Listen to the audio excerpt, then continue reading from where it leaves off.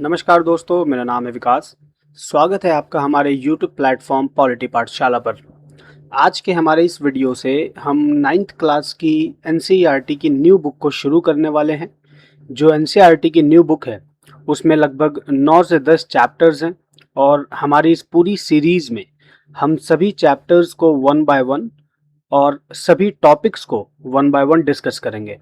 ये हमारा लेसन 1 है, चैप्टर 1, जिसका नाम है सामाजिक विज्ञान को समझना, अंडरस्टैंडिंग द सोशल साइंस। और इस चैप्टर का ये पार्ट 1 है।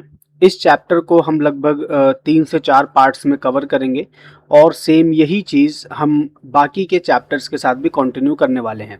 सभी चैप्टर्स को हम 3 से 4 पार्ट में डिस्कस करेंगे और ओवरऑल हम समझने की कोशिश करेंगे कि ये जो पूरी बुक है और जो अलग अलग चैप्टर्स हैं इस बुक के, ये क्या बताना चाह रहे हैं, इनका रेलेवेंस क्या है और किन चीज़ों के बारे में इन चैप्टर्स में बात की गई है।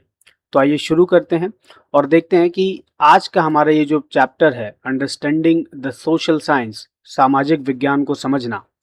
इस चैप्टर का जो सबसे पहला टॉपिक हमें देखने को मिलता है, वहाँ पे यही बात की गई है कि जो सोशल साइंस है, सामाजिक विज्ञान है, वो है क्या?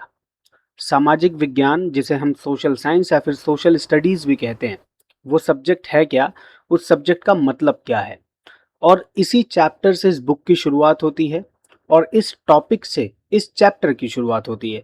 क्योंकि अगर हमें यही नहीं पता होगा कि जिस सब्जेक्ट को हम पढ़ रहे हैं, वो सब्जेक्ट का मतलब क्या है, वो सब्जेक्ट बताना क्या चाहता है, उस सब्जेक्ट का एक डेफिनेशन क्या है, तो बाकी चीज़ों को समझने में शायद दिक्कत होगी। एनसीईआरटी ने ये काम करने में थोड़ी-सी देर कर दी, बट ये जो मेथड है पढ़ाई का, ये स्टार्टिंग से हमें इसको ही फॉलो करना चाहिए था और करना चाहिए भी। क्योंकि हम किसी भी टॉपिक को, किसी भी बुक को पढ़ने से पहले हमें ये पता होना चाहिए कि उसका मतलब क्या है। उसकी बेसिक इन्फॉर्मेशन और बेसिक नॉलेज बहुत ज़रूरी है।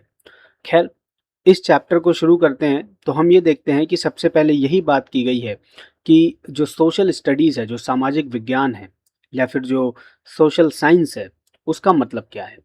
आम तौर पर हिंदी में 2 शब्द हैं, सामाजिक अध्ययन और सामाजिक विज्ञान। अंग्रेजी में जब हम इसको ट्रांसलेट करते हैं तो सामाजिक अध्ययन बन जाता है सोशल स्टडीज़ और सामाजिक विज्ञान बन जाता है सोशल साइंस। नॉर्मली क्या होता है कि स्टूडेंट्स, इवन टीचर्स भी इन दोनों शब्दों को एक दूसरे का अल्टरनेट बना करके यूज़ कर लेते हैं। इन दोनों शब्दों को एक दूसरे का पर्यायवाची बना लेते हैं। यानी कि इन दोनों शब्दों का वो एक मतलब निकालते हैं। बट असल में ये जो दोनों शब्द हैं, इन दोनों शब्दों के मीनिंग में, इन दोनों शब्दों के अर्थ में डिफरेंस है। सामाजिक अध्ययन और सामाजिक विज्ञान। तो पहले हमें उस डिफरेंस को समझना है। बट 9th क्लास के हिसाब से अगर हम देखें, तो अगर आप 9वीं क्लास के स्टूडेंट्स हैं, 9th क्लास के स्टूडेंट हैं, तो आपको भी इन दोनों शब्दों को एक ही मान के चलना है। हालाँकि जब हम बहुत ब्रॉड लेवल पर स्टडी करते हैं, जब हम सामाजिक विज्ञान या सामाजिक अध्ययन का विस्तृत अध्ययन करते हैं, ब्रॉड लेवल पर जब हम इसको पढ़ते हैं और समझने की कोशिश करते हैं, तो ये जो दोनों शब्द हैं, इनके मतलब हमें अलग-अलग देखने को मिलते हैं। बट 9वीं क्लास का विद्यार्थी होने के नाते 9th क्लास, 10th क्लास अगर आप एकेडमिक्स में हैं, स्कूली एजुकेशन अपनी कंप्लीट कर रहे हैं, तो वहाँ पे आप इन दोनों शब्दों को एक दूसरे का अल्टरनेट बना करके यूज़ कर सकते हैं। ये दोनों शब्द एक दूसरे के पर्यायवाची इस्तेमाल किए जा सकते हैं। जब हम बात करते हैं इन दोनों शब्दों के अलग-अलग डेफिनेशन की या अलग-अलग मीनिंग की, तो सबसे पहले हम देखते हैं सोशल स्टडीज़, यानी कि सामाजिक अध्ययन। जो सामाजिक अध्ययन शब्द है, इसका मतलब होता है एक प्रैक्टिकल स्टडी या फिर एक practical knowledge of the society. समाज का व्यवहारिक अध्ययन, यानी कि सोसाइटी के अंदर जो अलग-अलग कम्युनिटीज़ हैं, समाज की जो अलग-अलग व्यवस्थाएँ हैं, समाज में जो अलग-अलग समुदाय हैं, जो कम्युनिटीज़ हैं, जो सिस्टम हैं, और इसके साथ-साथ अलग-अलग समुदायों और व्यवस्थाओं के बीच में जो इंटरेक्शन हो रहा है, जो उनके बीच का आपसी तालमेल है और वो आपस में एक दूसरे से कनेक्ट करने के लिए, इंटरेक्ट करने के लिए बहुत सारी एक्टिविटीज़ कर रहे हैं। सोसाइटी के अंदर जितने भी लोग हैं, हमारे समाज में जितने भी लोग हैं, चाहे वो ह्यूमन बीइंग्स हैं या फिर वो एनिमल्स हैं या फिर वो कुछ ऐसी चीज़ें हैं जो निर्जीव हैं, नॉन लिविंग बीइंग्स हैं, इन सभी के बीच में एक तरह का इंटरेक्शन होता है। एक तरह की आपसी तालमेल के लिए कुछ क्रियाएँ होती हैं, कुछ एक्टिविटीज़ होती हैं। तो ये इन सारी चीज़ों को समझना, इन सारी चीज़ों का अध्ययन करना, क्योंकि जब हम इन चीज़ों को समझ पाएँगे, तभी हम सोसाइटी को समझ पाएँगे, समाज को समझ पाएँगे, क्योंकि ये सारी चीज़ें समाज का हिस्सा हैं। तो जब हम इन सारी चीज़ों को समझते हैं, इनका अध्ययन करते हैं, तो उस विषय को, उस सब्जेक्ट को हम सामाजिक अध्ययन कहते हैं। यानी कि समाज का व्यावहारिक अध्ययन करना, सोसाइटी को प्रैक्टिकली समझना कि असल में सोसाइटी क्या है, असल में सोसाइटी कैसी है। बुकिश लैंग्वेज जो होती है वो अलग होती है। कोई एक इंडिविजुअल समाज के बारे में बताएगा तो वो कुछ और बताएगा, कोई एक इंटेलेक्चुअल समाज के बारे में जब बात करेगा तो वो कुछ और करेगा। लेकिन एक आम आदमी जब सोसाइटी के अंदर रह रहा है, वो अपने आसपास की सोसाइटी को अलग नज़रिए से देखता है। और एक्चुअल में, असल में क्या होता है कि आम आदमी होने के नाते या फिर एक स्टूडेंट होने के नाते जब आप समाज को देखेंगे, आप जिस समाज में रह रहे हैं, जिस सोसाइटी में रह रहे हैं, आपके सराउंडिंग्स, आपके आसपास जो चीज़ें हो रही हैं, हम सबका नज़रिया, हम सबके व्यूज़ उनको लेकर के अलग-अलग होते हैं। तो उसको, यानी कि उस सोसाइटी को, जिस सोसाइटी का आप हिस्सा हैं, जिस सोसाइटी में आप रह रहे हैं, उसको व्यावहारिक तरीके से समझना, असल में वो जैसी है वैसी समझना, उसको प्रैक्टिकली देखना, इसको हम सामाजिक अध्ययन या फिर सोशल स्टडीज़ कहते हैं। लेकिन ठीक इसके ऑपोजिट, ठीक इसके विपरीत जो दूसरा शब्द है सामाजिक विज्ञान, वहाँ पे हम प्रैक्टिकल स्टडी तो करते हैं, लेकिन साथ ही साथ हम सोसाइटी का एक साइंटिफिक स्टडी करते हैं। हमें प्रैक्टिकलिटी के साथ, यानी व्यावहारिकता के साथ हमें वैज्ञानिकता की भी बात करनी होती है। तो सामाजिक विज्ञान बेसिकली क्या है, अगर हम इजी वर्ड्स में इसको देखें तो social science is the systematic and scientific study of the human society. जो मानव समाज है, वो समाज जिसमें मानव रह रहा है, वो समाज जिसमें हम और आप रह रहे हैं, उस सोसाइटी का, उस समाज का सिस्टमेटिक तरीके से, यानी कि layer by layer, topic wise topic, one by one, एक सिस्टम बना करके सिस्टमेटिक तरीके से और साइंटिफिक मेथड्स को यूज़ करके सिस्टमेटिक तरीके से जब आप सोसाइटी को समझते हैं, सोसाइटी को पढ़ते हैं, तो उसे हम सामाजिक विज्ञान कहते हैं। ये बेसिक डिफरेंस है इन दोनों शब्दों का। लेकिन being a student of academics, यानी कि अगर आप 9वीं 10वीं 11वीं 12वीं के स्टूडेंट्स हैं, या फिर आप किसी कॉम्पिटिटिव एग्ज़ाम की भी प्रिपरेशन कर रहे हैं, तो बहुत ज़्यादा ब्रॉड लेवल पर आपको इन दोनों वर्ड्स को लेकर के नहीं जाना है। संकुचित स्तर पर अगर हम देखें, छोटे स्तर पर देखें अगर हम, तो ये दोनों शब्दों का इस्तेमाल हम एक दूसरे के अल्टरनेट के रूप में कर सकते हैं, एक दूसरे का पर्यायवाची बना करके हम इन दोनों शब्दों का प्रयोग कर सकते हैं, सामाजिक विज्ञान और सामाजिक अध्ययन। 9th क्लास के अंदर जब हम सामाजिक विज्ञान या सामाजिक अध्ययन को पढ़ते हैं, तो हम देखते हैं कि यहाँ पे बहुत सारी अलग-अलग चीज़ें हमें देखने को मिलती हैं, अलग-अलग सब्जेक्ट्स हमें देखने को मिलते हैं। तो बेसिकली जो सामाजिक विज्ञान या सामाजिक अध्ययन, ये जो शब्द है, ये एक कलेक्टिव नाउन है। यहाँ पे सिर्फ आप समाज का ही अध्ययन नहीं करते हैं। अब ये कलेक्टिव नाउन कैसे है? जो सोशल स्टडीज़ है या फिर सोशल साइंस है, ये जो शब्द है, ये एक समूहवाचक संज्ञा कैसे है? एक कलेक्टिव नाउन कैसे है? ये कलेक्टिव नाउन इसलिए है क्योंकि समाज का मतलब सिर्फ समाज, सामाजिक अध्ययन या सामाजिक विज्ञान का मतलब सिर्फ ये नहीं है कि आप इसके अंदर सिर्फ सोसाइटी को स्टडी कर रहे हैं। आप इसके अंदर हर एक उस सब्जेक्ट को पढ़ते हैं, हर एक उस टॉपिक को पढ़ते हैं जो किसी भी तरह से सोसाइटी से कनेक्टेड है, जो किसी भी तरह से सोसाइटी को इन्फ्लुएंस करती है, समाज को किसी भी तरीके से प्रभावित करती है। हर उस चीज़ के बारे में हम पढ़ते हैं। इस वजह से क्या होता है कि जो सामाजिक अध्ययन या सामाजिक विज्ञान जो विषय है, जो सब्जेक्ट है, वो एक बहुत बड़ा सब्जेक्ट बन जाता है और बहुत सारे अलग-अलग छोटे-छोटे सब्जेक्ट्स इसका हिस्सा बन जाते हैं और उन सभी को जब हमें एक नाम देना होता है तो हम उसे सामाजिक विज्ञान या सामाजिक अध्ययन कहते हैं। इस तरह से ये कलेक्टिव नाउन है। साथ ही जो सोशल साइंस है या फिर जो सोशल स्टडीज़ है, जब हम इसकी स्टडी करते हैं तो इसके अंदर हम बहुत सारी चीज़ों को शामिल करते हैं, बहुत सारी चीज़ों को इंक्लूड करते हैं।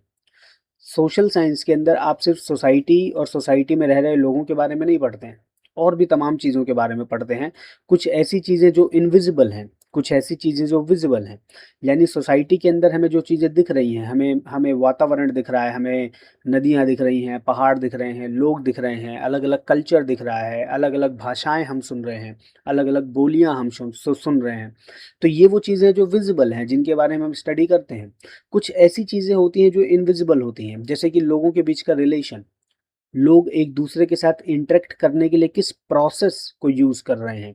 लोग एक दूसरे के साथ अगर कोऑर्डिनेट कर रहे हैं तो किस तरीके से कर रहे हैं। कुछ चीज़ें इनविजिबल होती हैं जो हम सीधे या डायरेक्टली नहीं देख सकते। उसको देखने के लिए, समझने के लिए इंटेलेक्चुअलिटी की ज़रूरत होती है, तार्किकता की ज़रूरत होती है, समझ की ज़रूरत होती है। तो वो सारी चीज़ें हम सोशल स्टडीज़ के अंदर पढ़ते हुए उन सारी चीज़ों को हम ऐड करते हैं, उन सारी चीज़ों का हम ध्यान रखते हैं, जिनमें पहली चीज़ आती है फंक्शनिंग। फंक्शनिंग यानी कि कार्यप्रणाली। जब हम सोशल साइंस को पढ़ रहे हैं या सोशल स्टडीज़ को पढ़ रहे हैं, तो सबसे पहली चीज़ जो हमारी होती है, जिसके ऊपर हम ध्यान देते हैं, वो होती है फंक्शनिंग, यानी कि कार्यप्रणाली। कार्यप्रणाली किसकी?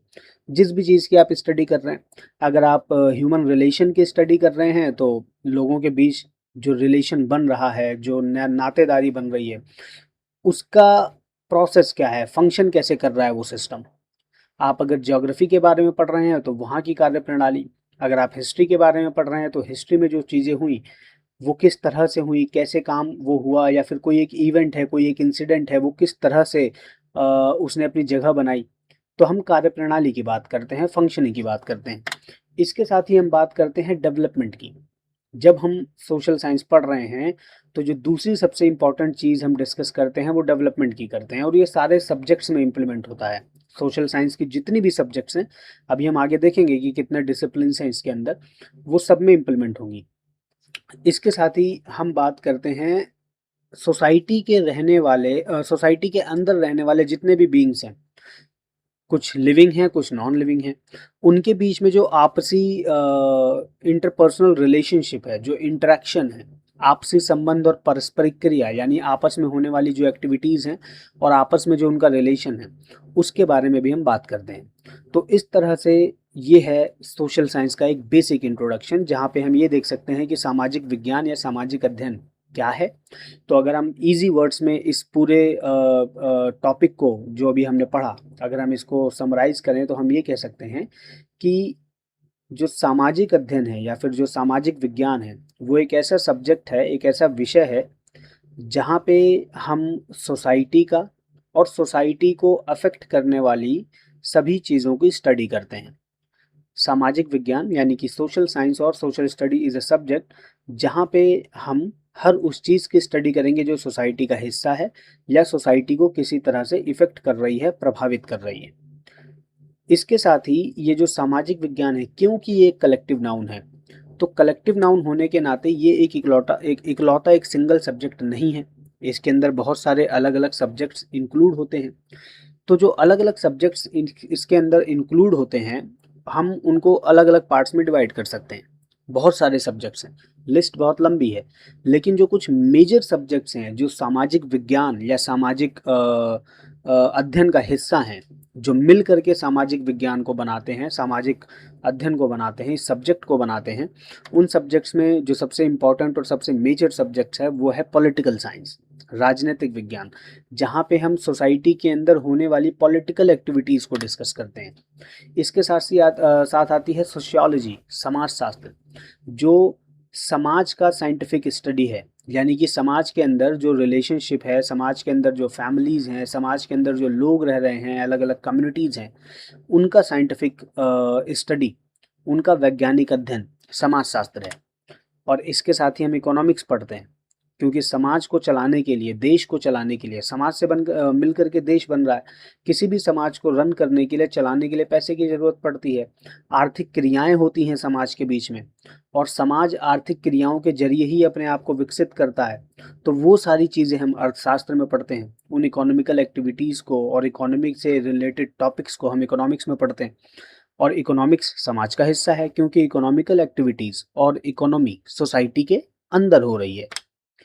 इसके साथ साइकोलॉजी, मनोविज्ञान, जो मानव है, जो हम ह्यूमन्स हैं, उनसे जब जब जब वो सोसाइटी के अंदर रहते हुए जब वो आपस में इंटरेक्ट करेंगे, जब वो आपस में एक दूसरे के साथ रिलेशनशिप बनाएंगे, जब वो एक दूसरे के सुख दुख का साथी बनेंगे, तो इस तरीके से उनको समझना भी ज़रूरी है। उनकी उनके दिमाग में होने वाली जो एक तरीके से देखा जाए जो साइंटिफिक एक्टिविटीज़ चल रही हैं, उसको समझना ज़रूरी है, इमोशंस को समझना ज़रूरी है। तो हम मनोविज्ञान को भी पढ़ते हैं। साथ ही साथ मानव विज्ञान यानी कि एंथ्रोपोलॉजी, एंथ्रोपोलॉजी के साथ है इतिहास, जो कि दूसरा सबसे मेजर सब्जेक्ट है सोशल साइंस का, और इसके बाद ज्योग्राफी यानी कि भूगोल। अब ये जो सारे सब्जेक्ट्स आप देख रहे हैं, ये सारे के सारे सब्जेक्ट्स सोशल साइंस का हिस्सा हैं, और ये लिस्ट बहुत लंबी है। इसके अंदर पब्लिक एडमिनिस्ट्रेशन भी आ जाएगा, कॉन्स्टिट्यूशन भी आ जाएगा, तमाम दूसरे सब्जेक्ट्स आ जाएंगे। लेकिन ये कुछ मेजर सब्जेक्ट्स हैं जो मिल करके सामाजिक विज्ञान को बनाते हैं, सोशल साइंस को बनाते हैं। इन सारे सब्जेक्ट से मिल करके ही सामाजिक विज्ञान बनता है, और इसीलिए उसे हम कलेक्टिव नाउन कहते हैं।